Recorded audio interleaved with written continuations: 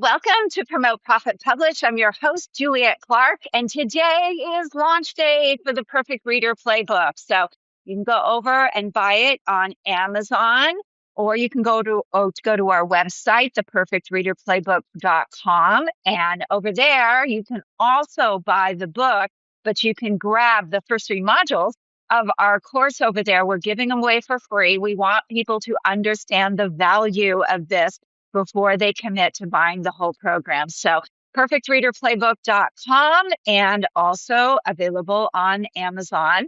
For those of you who don't know what's going on with that, watch our episode from last week.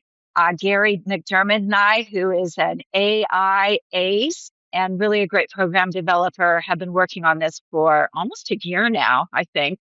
And we've got something that several businesses have purchased. We've got a lot of partners on this. So go check it out. It might be just what you need to connect with more of your readers. And if you have a business, more of your readers and more clients.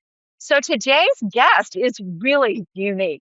Christine Silverstein has been a client of mine for several years now. Her first book came out in 2023, and she decided to get it converted to Arabic, so translated. We've released it in Arabic. I'll talk about more in the interview. One of the most difficult projects I've ever been involved with, because the book opens on the other side. Everything is backwards from the way Americans read. And thank God for her husband, has been reading the Jewish books forever. And so he thoroughly understood how all of that works. He's been doing it forever. And so really excited about this.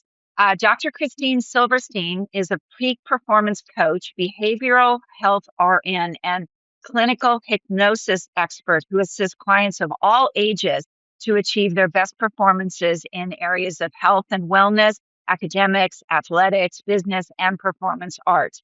She is an inductee into the Nursing Hall of Fame at Columbia University, and for her extraordinary contribution to nursing care globally, and was recently awarded the title of Master Neuroplastician, I was saying that really fast, by the NPN Institute of Applied and Organizational Neurosciences. As a researcher, historian, and keynote speaker, Dr. Silverstein has represented her works on coaching and on the history of psychiatry, psychiatric nursing, and nursing science in peer-reviewed journals, at professional conferences, workshops, and on local stages. In her award-winning book, Wrestling Through Adversity, Empowering Children, Teens, and Young Adults to Win in Life, she shares her personal and professional case stories and teaches her powerful mind-body techniques to promote mental health, overcome trauma, become resilient, and win in life. And that is the exact book that we just translated into Arabic. So stay tuned for Christine. Christine, welcome to the show. And again, you look so beautiful today. Thank you. So I mentioned in the intro, we just put together this Arabic version of Wrestling Through Adversity, your award-winning book. How hard was this journey for everybody? Well, it was quite a journey. As I look back and say, I don't know how I made it through, but I started really right after I published my book in English. I was in Italy, and I had met this man from, he was Israeli, but he was living in the United States, and he was a pilot. And so just a couple of days before they had the war in Israel and Hamas, this pilot was going there, and he was probably recruited for it when he went back to his country. And I often thought of that because I had realized that Arabic would be a very important, yes. So at any rate, I had planned on writing the book or translating it into Arabic when I was in Egypt in 2023. But at the same time, I didn't know how challenging it was. Maybe I would have thought twice about it. Yes. So, but it worked out at the end now. Yeah. So you guys did, and I was on a panel last night. We were talking about how important this is. So many people right now are trying to translate their books with AI. You guys went the native speaker route and then supplemented with AI. Is that correct? Yes, I wanted it to be translated by a native speaker. Matter of fact, I had two translators that I worked with, one for the first half and then another one after that. And I just thought that that would be important because using AI, you don't always get the translation that you want, even in English. You know, it's this idea that you believe what it says in the chat box, and you still have to do your research. So, being that the Arabic language is so challenging, because they only have three vowels versus in English we have more, and so they have to substitute words and write in different words, but it still makes sense at the end. But you have to check it.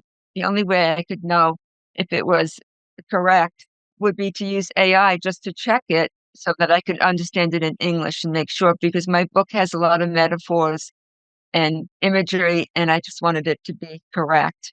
So that's what I did, used both, but the translation is from two translators who were tremendous help to me and wrote in their beautiful language to describe the metaphors and the poetry even at the end of the book. Yeah, and didn't you have a problem with the poetry? There was something in the translation that wasn't working right away, as I recall.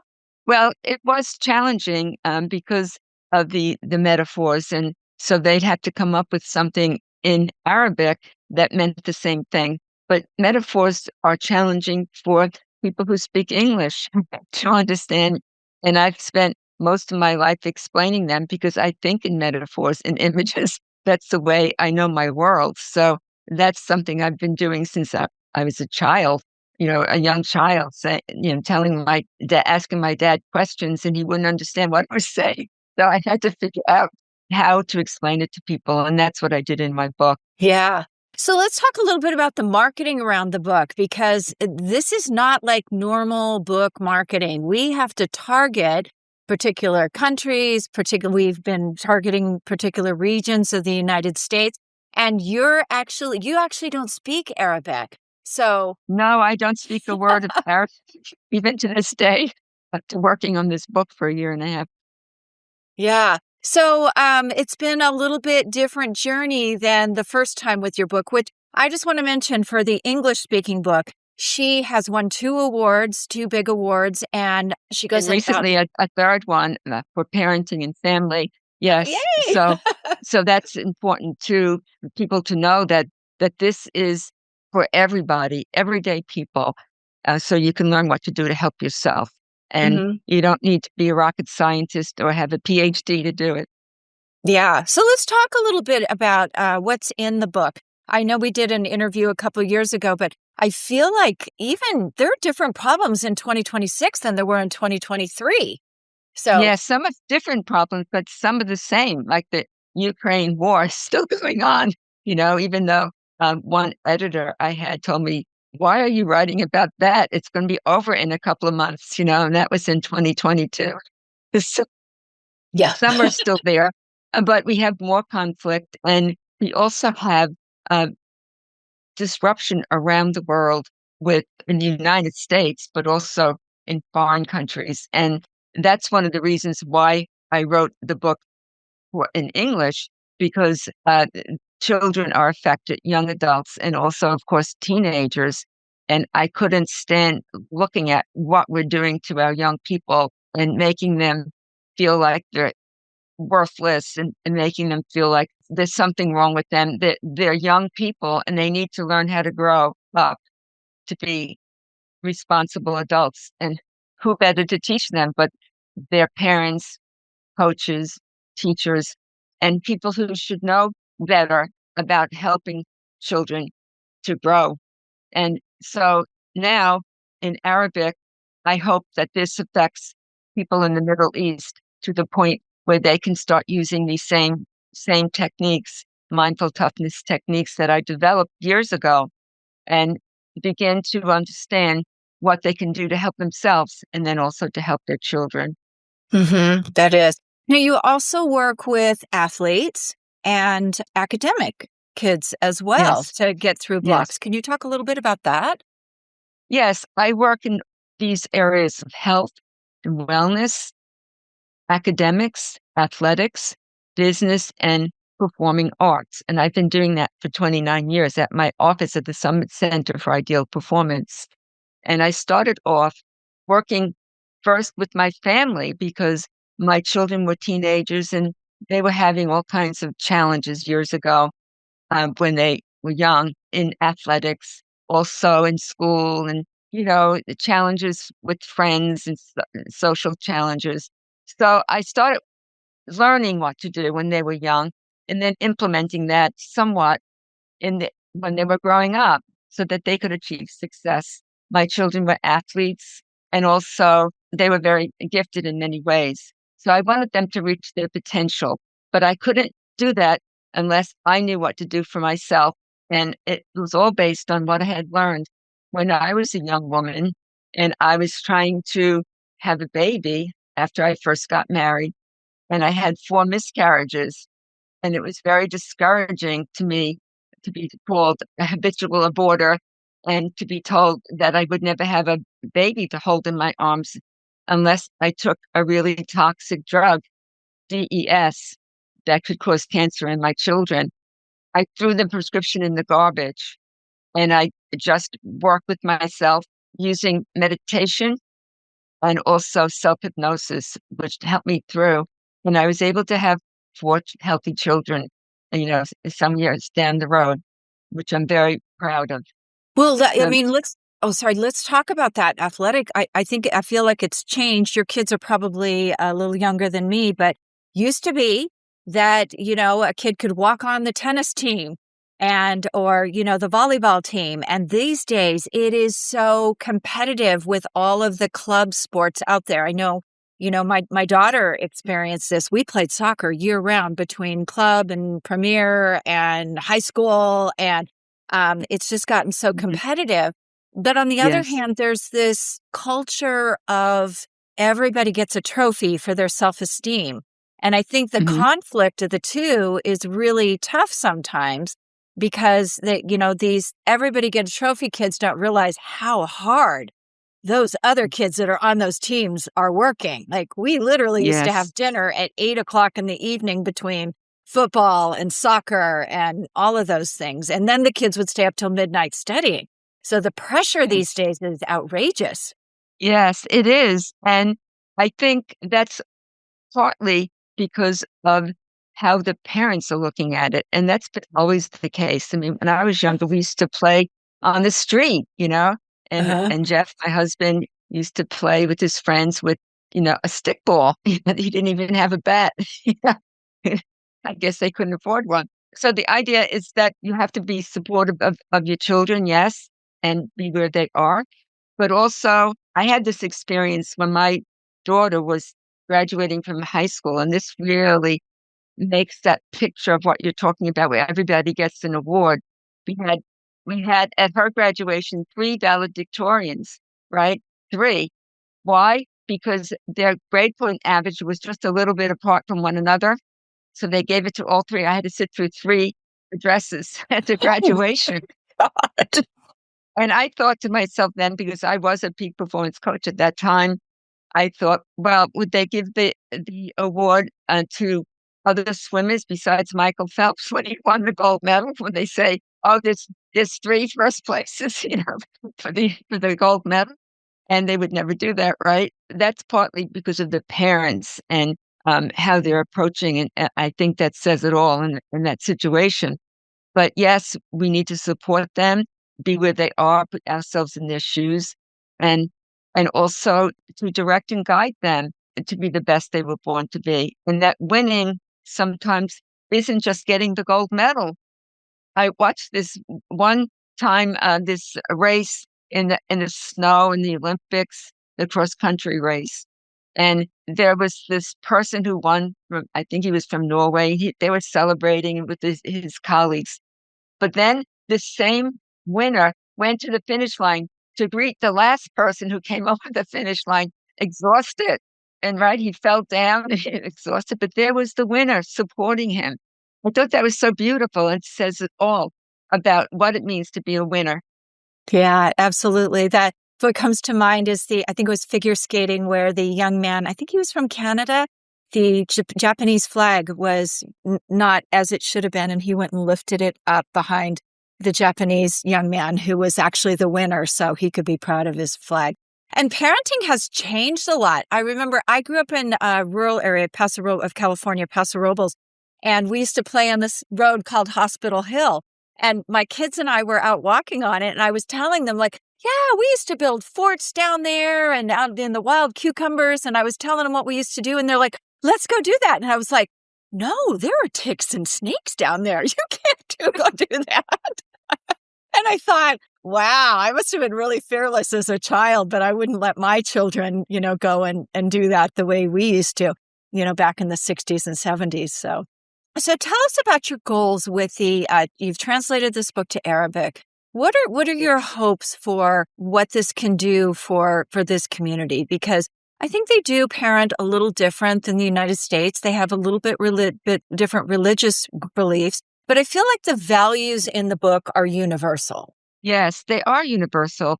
And I know that because I could see that from the way the translators worked and how they picked up family was important. They made like flowery statements about my parents and my grandparents, honoring family. And it was just totally different, maybe than it is in this country, especially now when we take away Medicare, we take away, benefits from older people.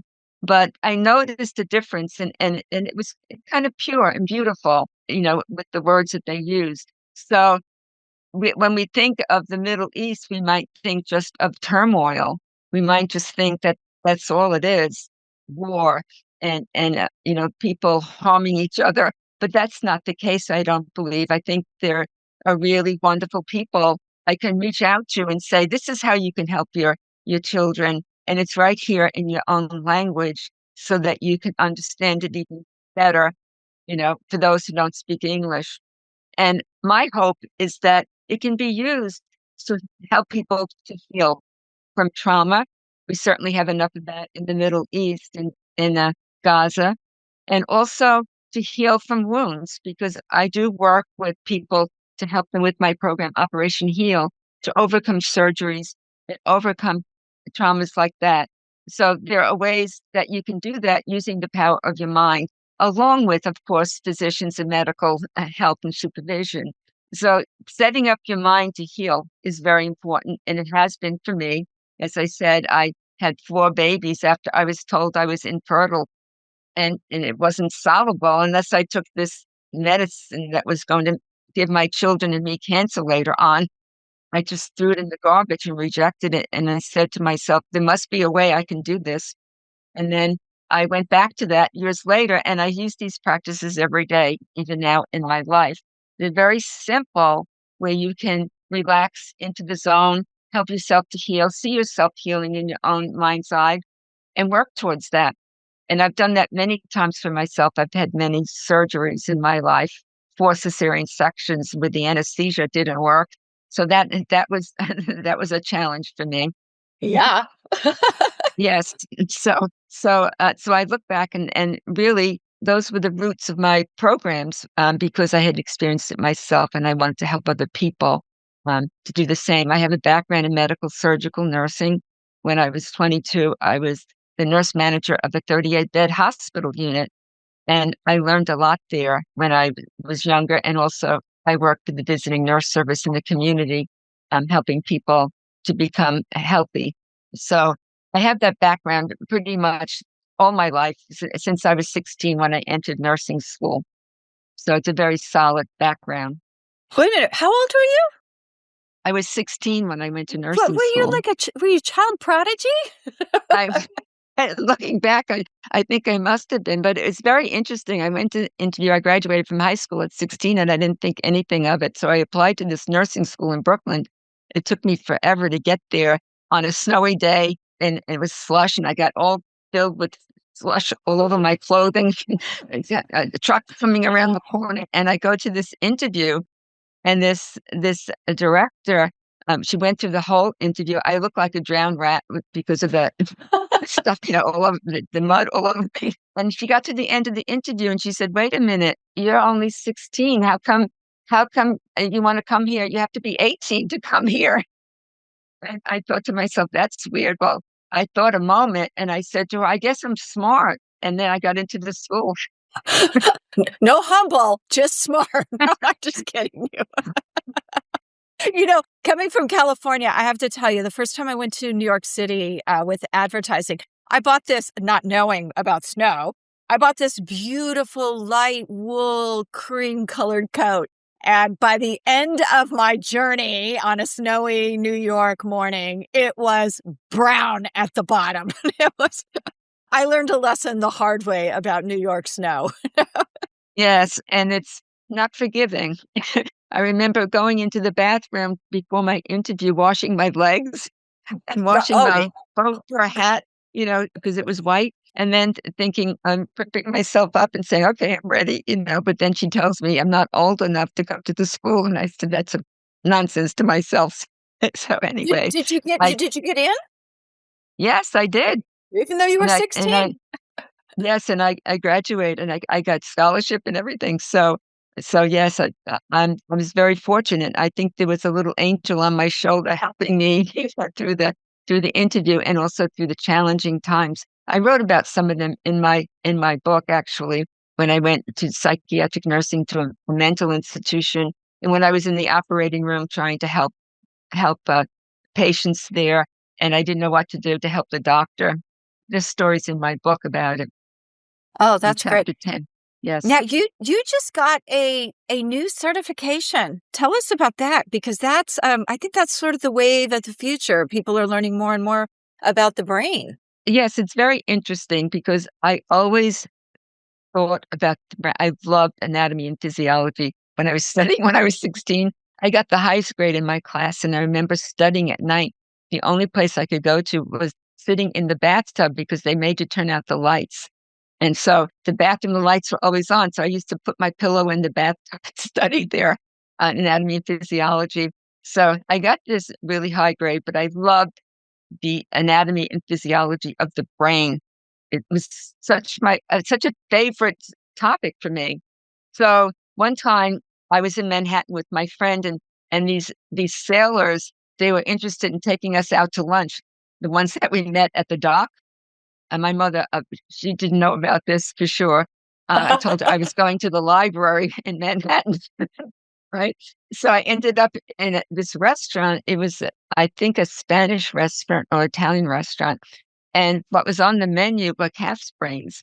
And I thought, oh, wow, I think I'll order that. I had never had that before. Oh, really? And so, yes. And so this sailor thought I was a little weird because I started dissecting the calf's brain on my plate.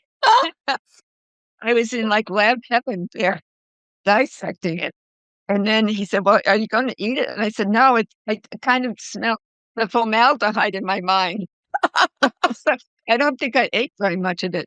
But that was the beginning of me. And I incorporated these ideas into my work very early on, like when I work with teenagers in the teen brain. And I kept up with the research. So I have this program, Winning Ways for Teens, where I look at how teenagers' brains develop and why they are the way they are and how you can really encourage them to learn and grow because their brains are expanding in linkages, not in size. And therefore, you can teach them metaphors, you can teach them imagery and how to get in the zone. And it's very easy. And they love it. They tell me, the ones who work with me and win awards, they tell me, why didn't anybody ever show me this before? Yeah, that's crazy. So is your new certificates in neuroplasticity, right? Yes, I'm a master neuroplastician, and I earned that award by going through an exam with this organization. It's an organizational neuroscience institute, and I joined it because I know that they're really working on gaining more knowledge. And since the 21st and since the century, the 21st century, we've been learning a lot more. Although in my research, as I wrote about it in my book in the chapter Cracks in the Institutional Wall, I wrote about how we didn't know very much way back when I was a student. And even up 2000, we were just beginning to learn about neuroplasticity. Although there was a doctor, that I wrote about, Dr. Adolph Meyer, way back in the beginning of the 20th century, he had that concept, and I call him the father of neuroplasticity, even though they didn't have the instruments to measure it like they do today. So, but he was an advocate of it. He even got in trouble.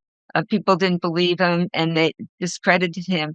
But it is so. We have neuroplasticity, and your brain can recover even after a stroke, which they didn't know for the most part of the 20th century. This is a fairly new concept, and I remember learning as a student nurse that your brain can develop. And one of my first patients, when I was so young, had a stroke the night before, and I remember going into his room, and I was supposed to take care of him for the morning, and I was petrified because he was in the bed. They didn't have ICU, and they also had this. And somebody put a tray at the foot of his bed, and he was drooling, he was paralyzed, he couldn't speak, and I was supposed to take care of him, which I managed somehow with my limited knowledge. But I took care of many people who had strokes, and I worked in neurology at one point at NYU and learned a lot there as well. So I knew this information long ago, but of course we're adding to it almost every day. It seems somebody's doing a study to help us through these challenges. But I believe that just knowing the anatomy and physiology of the brain doesn't show you how to work with people to help them to recover from a stroke, that is, or something like that. But it helps to know so you can set up your programs accordingly. And I find it very helpful. Yeah, that's great. Christine, thank you so much. This has been very, very enlightening. For those of you who are watching this, we have the link to both books in the show notes. If you are an Arabic speaker and you're looking for the book on Amazon in Arabic, just put Christine Silverstein into the search bar, and it will come up. Unfortunately, the way that it's entered in there, unless you can write in Arabic, which most of our keyboards don't, that's the way you're going to find the Arabic version is Christine Silverstein. Christine, thank you so much, and we'll talk to you soon.